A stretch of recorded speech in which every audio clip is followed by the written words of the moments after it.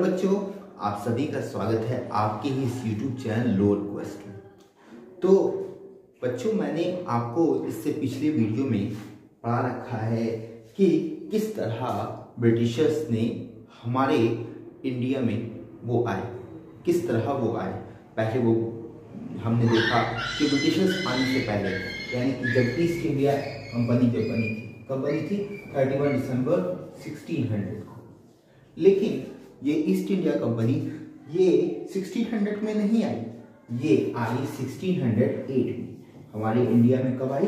1608 में। और हमने देखा कि किस तरह उन्होंने परमिशन लिया मुगलों से, और मुगल्स ने उन्हें परमिशन तो दे दी, लेकिन अब यहाँ पर डर था उन सभी लोगों से जो कि इनके राइवल्स थे, जैसे कि पोर्तुगीज, फ्रेंच और जो छोटे मोटे जो साम्राज्य थे उस समय, जैसे मराठा हो गए, मैसूर के हो गए, कर्नाटक हो गए, नवाब, जितने भी नवाब थे, इन सब से। तो हमने देखा था कि जो मुगल्स, जो आपका ईस्ट इंडिया कंपनी है, वो एक ट्रेडिंग कंपनी है। वो क्या है? Trading company. लेकिन इस ट्रेडिंग कंपनी को पॉलिटिकल पावर मिल गई। किसके साथ मिली? कैसे मिली पॉलिटिकल पावर? ये पॉलिटिकल पावर आपको, ये जो ईस्ट इंडिया कंपनी है, इनको पॉलिटिकल पावर तब मिली जब इन्होंने बैटल ऑफ प्लासी जीत ली। बैटल ऑफ प्लासी हमने देखा इससे पिछले वीडियो में, और अगर आपने वो वीडियो नहीं देखा तो नीचे लिंक दिया हुआ है, उस वीडियो को आप देख सकते हैं। तो यहाँ पर बैटल ऑफ प्लासी हुई, कब हुई? 1757। तो हमने देखा ये मुर्शिद कुली खान जिसको नवाब बनाया था, किसने बनाया था? फर्रुखशियार ने। और फर्रुखशियार ही वो मुगल सम्राट थे जिन्होंने ईस्ट इंडिया कंपनी के लिए टैक्स पूरी तरह से माफ कर दिया था। अब यहाँ पर उन्हीं की वजह से ये जो ब्रिटिशर्स थे वो नोट छाप रहे थे, यानी बहुत ज़्यादा कमाई कर रहे थे।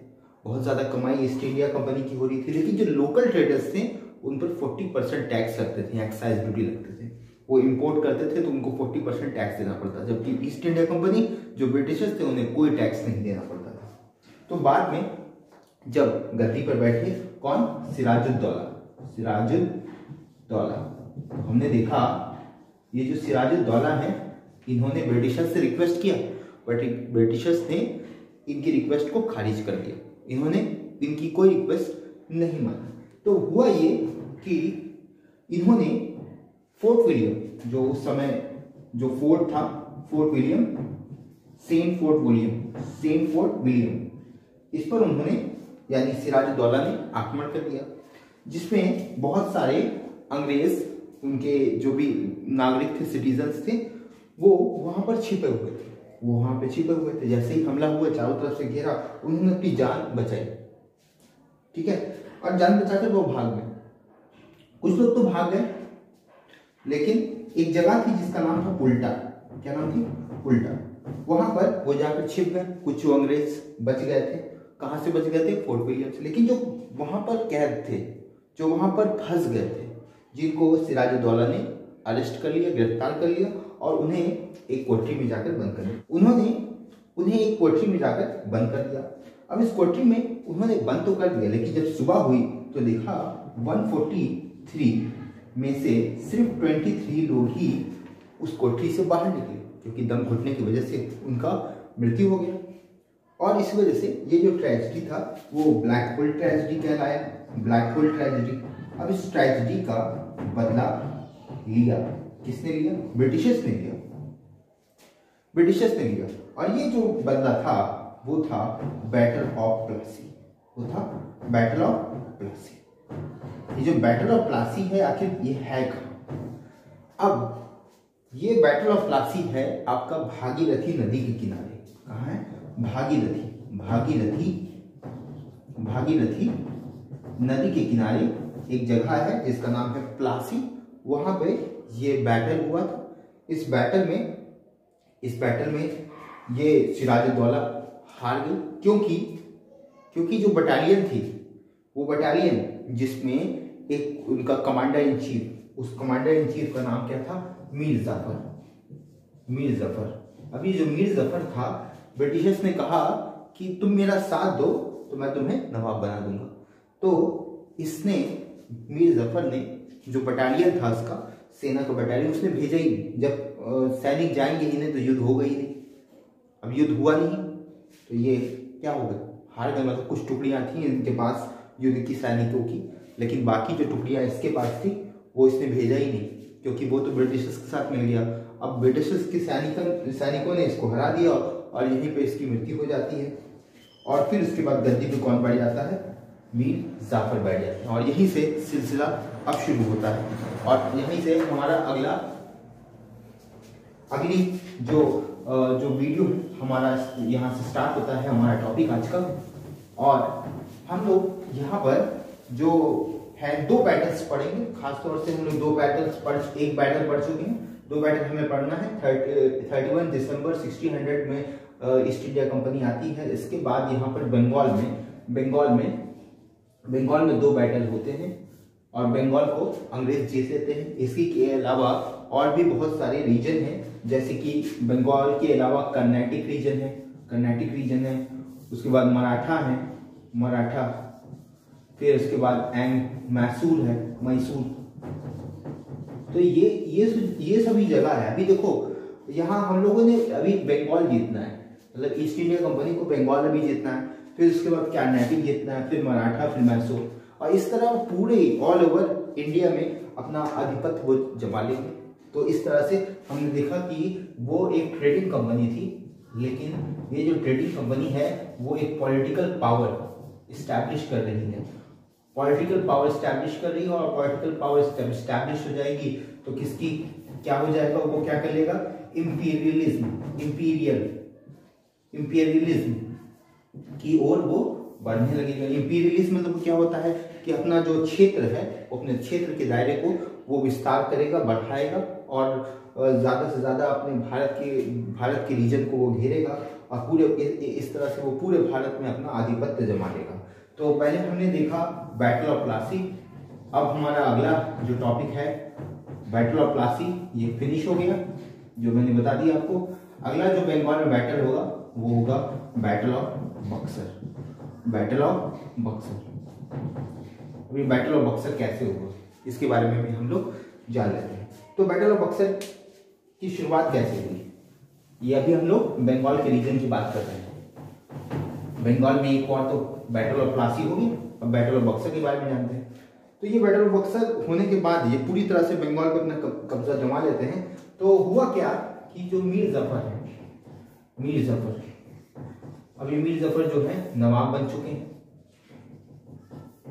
लेकिन ये एक तरह से ब्रिटिशर्स के लिए पपेट का काम कर रहे थे। यानी कि ब्रिटिशर्स इनसे कुछ भी कहते थे, ये उनकी डिमांड को पूरा करना पड़ता था।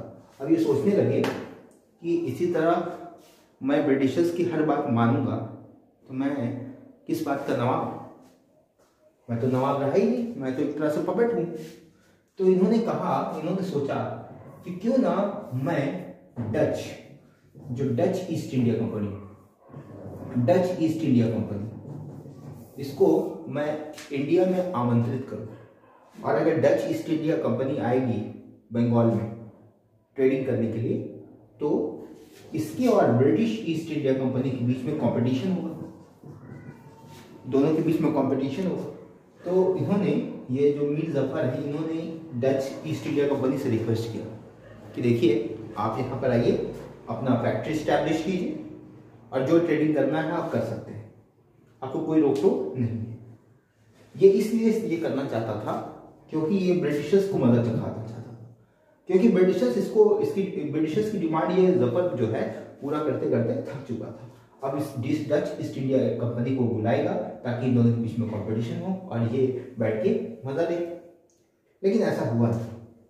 ये डच जब कोलकाता पोर्ट पर आया, ये डच जब कोलकाता पोर्ट पर आए, तब ब्रिटिशर उस समय के जो गवर्नर थे रॉबर्ट क्लाइव, इन्होंने अपनी ट्रूप मतलब सैनिक, इन्होंने अपने ट्रूप को भेजा कोलकाता पोर्ट को। और जैसे ही इन्होंने डच को देखा इन्होंने सारे सैनिकों को तैनात कर दिया और फिर एक बैटल हुआ। इस बैटल का नाम है battle of Chinsurah. Battle of Chinsurah, battle of Chinsurah. ये जो बैटल ऑफ चिनसुरा जब हुआ तब इन्होंने डच को अपने इंडिया में घुसने ही नहीं दिया, प्रवेश करने ही नहीं दिया। इन्होंने वहीं से उन्होंने पोर्ट से ही इनको अलविदा कर दिया और ये डच आ ही नहीं पाए। अब ब्रिटिशर्स क्या हो गए, सतर्क हो गए।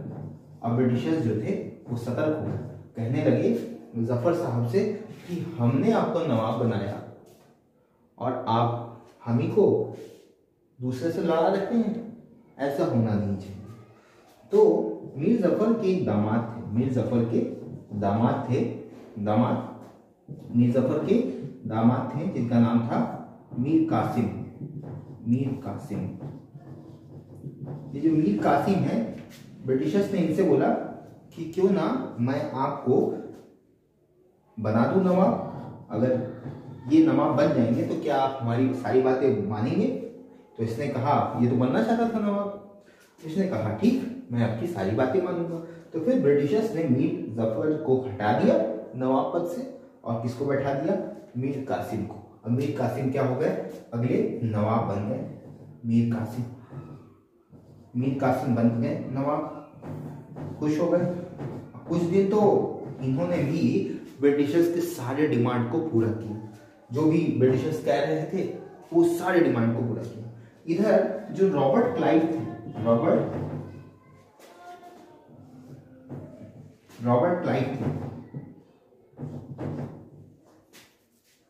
ये चले जाते हैं लंदन। ये कहाँ चले जाते हैं, लंदन। 1760 में ये चले जाते हैं लंदन।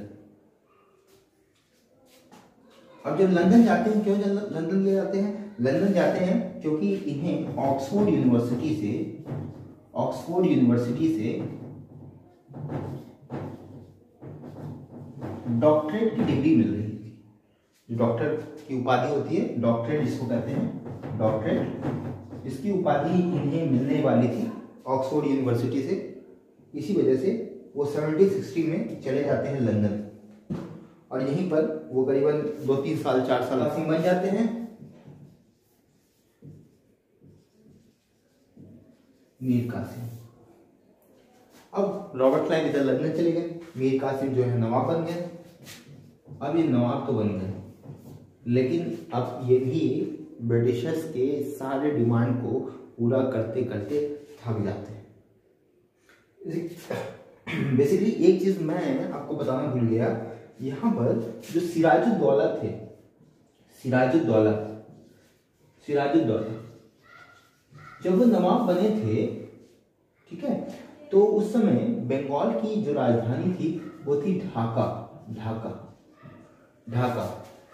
अब जब ढाका थी तो ये जो है सिराजुद्दौला साहब जो पहले नवाब थे उस समय किसके बाद थे, अलीवर्दी खान के पास। अलीवर्दी खान के बाद सिराजुद्दौला जो नवाब थे, उन्होंने अपनी जो बंगाल की राजधानी है वो ढाका से इन्होंने मुर्शिदाबाद कर दी थी। मुर्शिदाबाद कहाँ कर दी थी, मुर्शिदाबाद। लेकिन ये जो मीर कासिम है, जब ये नवाब बने तो इन्होंने ये जो राजधानी मुर्शिदाबाद से कहाँ ले गए, मुंगेर ले गए। अभी जो मुंगेर है ये आपका बिहार में है। कहाँ पर है, बिहार में। पहले तो ढाका थी, ये जो बंगाल की कैपिटल जो थी वो पहले ढाका थी। ढाका से मुर्शिदाबाद किसने किया, सिराजुद्दौला ने। फिर सिराजुद्दौला के बाद जब ये मीर जफर में तो यही मुर्शिदाबाद ही थी, लेकिन जब मीर कासिम आए तो इन्होंने इस कैपिटल को चेंज करके मुंगेर ले गए। जैसे कि मैंने बताया कि उस टाइम जो बंगाल था, वो बिहार, वेस्ट बंगाल, बांग्लादेश और उड़ीसा, ये सभी बंगाल थे। ये पूरा रीजन क्या था, बंगाल के रीजन में आता था और यही का नवाब था ये मीर कासिम। अब इसने क्यों किया, ये जो कैपिटल चेंज क्यों किया? कैपिटल चेंज इसलिए किया क्योंकि जो मुर्शिदाबाद था वो बंगाल यानी कोलकाता के पास था और कोलकाता जो पोर्ट था वहाँ पे अंग्रेजों का ज़्यादातर आमना सामना होता था। इस वजह से जो भी प्लानिंग बनाते थे वो अंग्रेजों यानी ब्रिटिशर्स को पता चल जाता था, तो उनको ना पता चले इसलिए उन्होंने कैपिटल को थोड़ा दूर कर दिया यानी बिहार की तरफ कर दिया, जिसका नाम था मुंगेर। अब मुंगेर में वहां पे कर लिया। अब इनके दिमाग में थोड़ा सा आइडिया आया, ये थोड़ा सा सोचने लगे कि ऐसे ही हम सारे डिमांड को मानते रहेंगे तो एक समय ऐसा आएगा कि जो रॉबर्ट क्लाइव है या अंग्रेज है वो मेरे हाथ में भी कटोरा थमा देंगे और दूसरे किसी को नवाब बना देंगे। ऐसे ही चलता था। तो इन्होंने दिमाग लगाया, इन्होंने सोचा, इन्होंने कहा अब जो है कुछ ना कुछ करना पड़ेगा। इन्होंने सोचा कि जो ब्रिटिशर्स हैं ये टैक्स नहीं देते हैं, ये टैक्स नहीं देते हैं, और जो लोकल हैं ये 40% टैक्स देते हैं। और 40% टैक्स देंगे लोकल, जो हमारे बंगाल में रहने वाले लोग हैं ये 40% टैक्स दे रहे हैं, और जो बाहर से आ रहे हैं ब्रिटिशर्स वो कुछ टैक्स ही नहीं दे रहे, कोई टैक्स नहीं दे रहे। और जो टैक्स नहीं देंगे तो ये तो बहुत ज़्यादा कमाएंगे और ये टैक्स दे देंगे तो कम कमाएंगे। तो इनके बीच में कंपटीशन रहा ही नहीं। अब इन दोनों के बीच में कंपटीशन हमें करना है, यानी इन दोनों के बीच में कंपटीशन कैसे किया जाए। तो उन्होंने सोचा, उन्होंने कहा कि ये जो 40% लोकल पे टैक्स दे रहे हैं ना, ये भी अब क्या लेंगे, नहीं लेंगे टैक्स, यानी इसको भी क्या कर देंगे, 0 टैक्स कर देंगे। अब ब्रिटिशर्स को ये बात अच्छी नहीं लगी, तो ब्रिटिशर्स ने कहा कि हम लोगों ने तुम्हें नवाब बनाया, अब तुम ही ऐसे अजीबोगरीब कानून निकालोगे तो फिर कैसे काम चलेगा। तो इस बीच क्या हुआ, ब्रिटिशर्स और कासिम के बीच में कॉन्फ्लिक्ट हुआ जिसमें 3 युद्ध हुए, 3 बैटल हुए, ऐसे 3 बैटल हुए। अभी 3 बैटल में कासिम जो है वो हार गए थे, वो क्या हुआ, हार गए थे। लेकिन इन्होंने अभी जैसे क्या होता था, कोई भी बैटल होती थी तो जो भी दूसरा अपोजिशन पक्ष जब हारता था तो उसे ट्रीटी साइन करनी पड़ती थी। अभी जो ट्रीटी है इन्होंने साइन नहीं की, क्योंकि ये चाहते थे एक और बैटल हो जिसमें फुल एंड फाइनल क्या हो, फैसला हो जाए, तब वो ट्रीटी करेंगे। तो ये मीर कासिम जो है भाग के जाते हैं, कहाँ जाते हैं, अवध जाते हैं। अवध जो उत्तर प्रदेश वाला जो पार्ट है, आधा उत्तर प्रदेश वाला पार्ट जो लखनऊ है, जहाँ पर इलाहाबाद है, वो सब जगह जो है अवध कहलाता है। वहां पर अवध की उस समय के नवाब, जैसे अभी हम बंगाल के नवाब की बात कर रहे हैं ना, मीर कासिम, उसी तरह उस समय जो अवध के नवाब थे वो थे सुजाउद्दौला। अब याद रहे कि जो बंगाल के पहले नवाब थे सिराजुद्दौला, इनका नाम सुजाउद्दौला है, दोनों में कंफ्यूजन ना होइएगा, ये सिराजुद्दौला है, ये सुजाउद्दौला है। सुजाउद्दौला जो कि अवध के नवाब थे, ठीक है।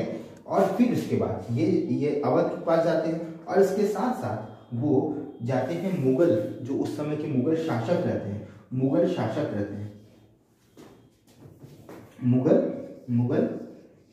रहते हैं, उनसे भी वो मदद लेते हैं। उनका क्या नाम रहता है, उनका नाम रहता है उस समय के शाह आलम सेकंड। तो अवध के नवाब रहते हैं सुजाउद्दौला और मुगल के शासक रहते हैं शाह आलम। इनसे इन्होंने मदद मांगी, इनसे कहा कि देखिए आप हमारी मदद कीजिए और आप जो भी मांगेंगे वो हम दे देंगे, ठीक है। तो अब क्या था, ये दोनों तैयार हो जाते हैं, और इसके साथ यानी कि इन सब की 10-10 हज़ार की जो टुकड़ी है वो ये ले जाते हैं, 10,000 इनकी, 10,000 इनकी सैनिक, 10,000 इनकी सैनिक। अब ये सभी 10,000 और मीर कासिम तो है ही हमारे, मीर कासिम, इनकी जो सैनिक है ये सब जाते हैं, और इधर से ब्रिटिशर्स जो है अपनी सैनिक ले जाते हैं। अब इनके पास हो जाती हैं, यानी इन तीनों के पास मिला करके कुछ 40,000 सैनिक हो जाते हैं, ठीक है, 40,000 सैनिक हो जाते हैं।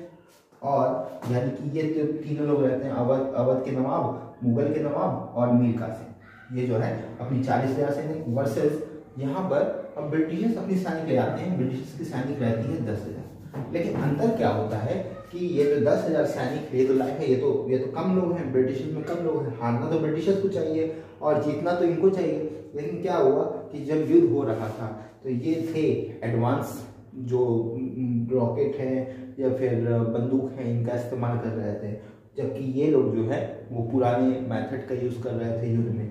तो इनकी जो 40,000 के सैनिक है वो 10,000 की ये सैनिक इन पर भारी हो रही थी। और ये युद्ध हुआ था यहाँ पर बैटल ऑफ बक्सर। ये बैटल ऑफ बक्सर, बक्सर एक जगह है, बक्सर एक जगह है जो कि बिहार में स्थित है। बक्सर एक जगह है बिहार में स्थित है। और ये जो ब्रिटिशर्स की तरफ से कौन लड़ रहा था, जैसे रॉबर्ट क्लाइव तो उस समय गए हुए थे, लंदन गए हुए थे, डॉक्टरेट की उपाधि उनको मिल रही थी। तो ब्रिटिशर्स की तरफ से कौन था, ब्रिटिशर्स की तरफ से उस समय, क्योंकि रॉबर्ट क्लाइव गया हुए थे लंदन, तो वहां पर थे हेक्टर मुनरो इनकी तरफ से युद्ध कर रहे थे। और इनकी तरफ से तो मैंने बताया अवध के नवाब थे शुजाउद्दौला, मुगल के नवाब थे, मुगल के शासक थे शाह आलम सेकंड और मीर कासिम लोथारी। युद्ध के बीच में ही मीर कासिम छोड़ के चले जाते हैं। मीर कासिम क्या होते हैं, मीर कासिम युद्ध छोड़कर भाग जाते हैं। और फिर कहाँ जाते हैं किसी को नहीं मालूम, ठीक है। अब बचते हैं कौन लोग, ये दो लोग बचते हैं, शुजाउद्दौला और शाह आलम। अब इनको तो लालच था इनसे, मीर कासिम से लेंगे, लेकिन अब क्या था, ये दोनों फंस गए। और यहाँ पर ये छोड़ के चला गया, तो अब ब्रिटिशर्स के सैनिक इन पर भारी हुई। और फिर क्या हुआ, ब्रिटिशर्स जीत गए। ब्रिटिशर्स क्या हो गया, जीत गए। अब जीत गए तो क्या होना तय था। अब कोई भी युद्ध जीतता है तो क्या होता है, ट्रीटी साइन होती है। तो अब यहाँ पर ट्रीटी साइन होती है, क्योंकि युद्ध तो जीत गए, ब्रिटिशर्स का युद्ध जीत गए। और ये बक्सर का जो युद्ध है वो कब हुआ था, 1764 में हुआ था। बक्सर का युद्ध कब हुआ था, बक्सर का जो बैटल है वो हुआ था 1764 में। कब हुआ था, 1764 में। और ये जो बक्सर का जो वॉर है, बैटल है, वो इन्होंने जीत लिया। तो मीर कासिम कहाँ भाग गया, किसी को नहीं मालूम। लेकिन उस समय जो रॉबर्ट क्लाइव थे, रॉबर्ट क्लाइव तो लंदन में थे। अब लंदन से वो वापस आ गए। जब उनको ये सूचना मिली कि बैटल ऑफ बक्सर हुआ है और ब्रिटिश जीत गई है, तो जो रॉबर्ट क्लाइव है वो आ जाते हैं इंडिया में। और जो रॉबर्ट क्लाइव है, रॉबर्ट क्लाइव ये अब जो है बोलते हैं इनसे, दो लोगों से बोलते हैं। एक तरफ थे शाह आलम सेकंड, और एक तरफ कौन थे, एक तरफ थे यहाँ पर शुजाउद्दौला। अब ये तो थे अवध के नवाब और ये थे मुगल शासक। ये थे अवध के नवाब, ये थे मुगल शासक।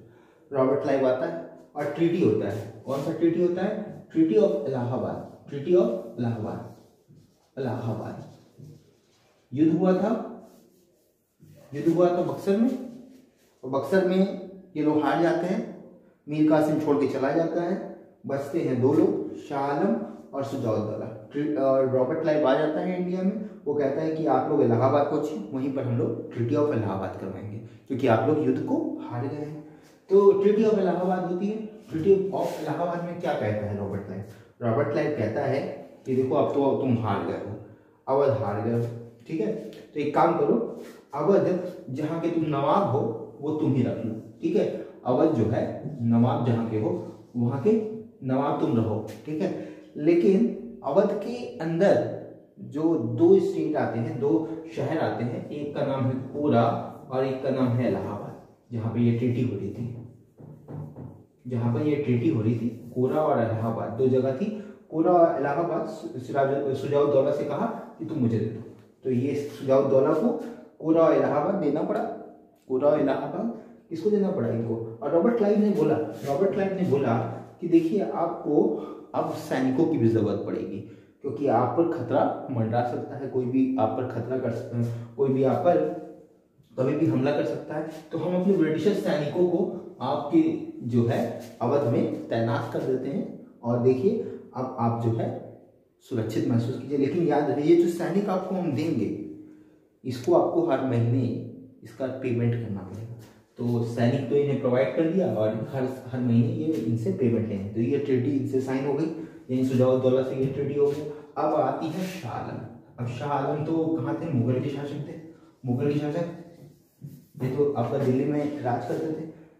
लेकिन अभी जो ट्रीटी हुआ, तो ये जो थे, ये क्योंकि बंगाल की दीवानी थी, वो शाह आलम के पास थी। बंगाल की दीवानी क्या होता है, दीवानी मतलब होता है टैक्स कलेक्टर।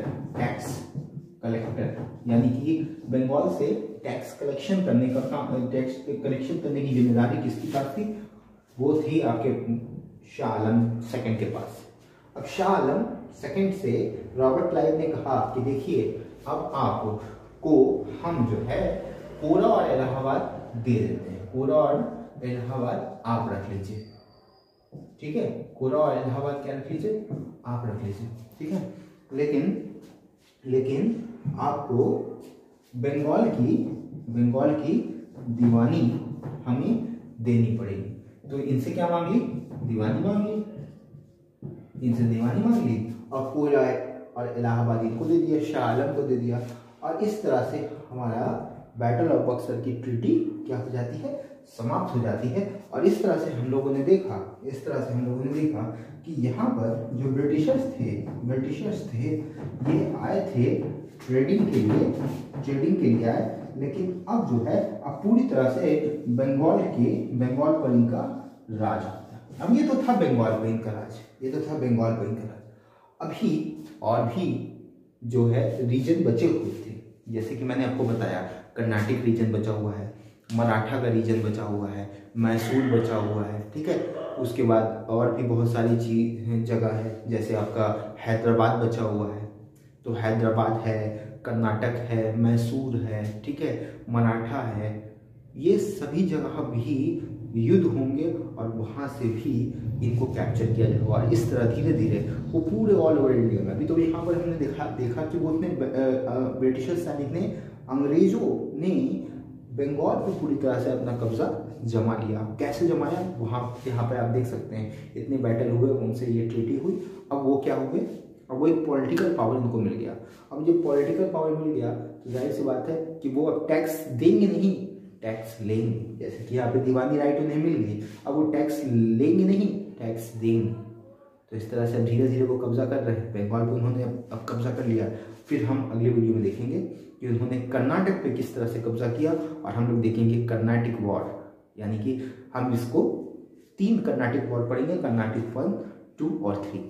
उसके बाद हम लोग मैसूर देखेंगे, फिर मराठा देखेंगे। चलिए आज के इस वीडियो में बस इतना ही। अगर आपको वीडियो पसंद आए तो इस वीडियो को लाइक शेयर जरूर कीजिएगा।